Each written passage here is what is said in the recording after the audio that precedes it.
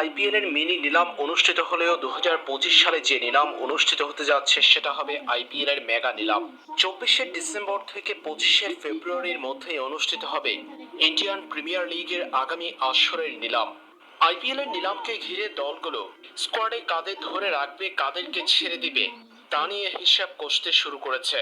বরাবরই বাংলাদেশ থেকে 4-5টা নাম থাকে আইপিএলে, সেখান থেকে কেবল ডাক পায় একজন। গতবার একমাত্র ক্রিকেটার হিসেবে চেন্নাই সুপার কিংসের হয়ে খেলেছেন মুস্তাফিজুর রহমান। পারফরম্যান্সের চমৎকার ধারা বজায় রাখলেও এবারের আইপিএল এর প্লেয়ার রিটেনশনে ফিজকে হয়তো রিটেইন করবে না চেন্নাই সুপার কিংস।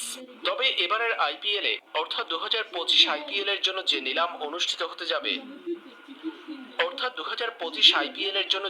অনুষ্ঠিত হতে যাচ্ছে সেখানটায় বেশ কয়েকজন বাংলাদেশি ক্রিকেটারকে দেখা যেতে পারে। নিলামে নাম দিতে পারে অন্তত বাংলাদেশ থেকে 5-6 জন ক্রিকেটার, যাদের আইপিএল এ দল পাওয়ার সক্ষমতা রয়েছে।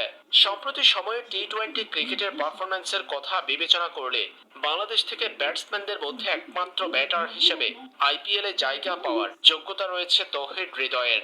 তবে নিলামে তার নাম আসবে কিনা সেটাও প্রশ্ন। ব্যাটসম্যানদের মধ্যে খুব বেশি সংখ্যক ব্যাটসম্যান খুঁজে না পাওয়া গেলেও বাংলাদেশ থেকে বেশ কয়েকজন বোলারের যোগ্যতা রয়েছে আইপিএল এ খেলার। মুস্তাফিজুর রহমান তো থাকবেন সর্বোচ্চ ভিত্তিমূল্যর ক্যাটাগরিতে।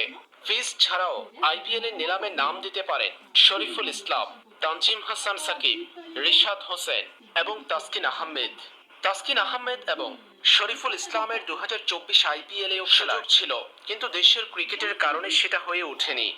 যেহেতু এবারের আইপিএল এর মেগা অকশন, তাই এই অকশনে বেশি সংখ্যক ক্রিকেটার দল পাবে, আর সেখানে নাম উঠতে পারে শরীফুল ইসলাম, তাসকিন আহমেদ, তানজিম হাসান সাকিব, মুস্তাফিজুর রহমান, তৌহিদ হৃদয়, রিশাদ হোসেনদের।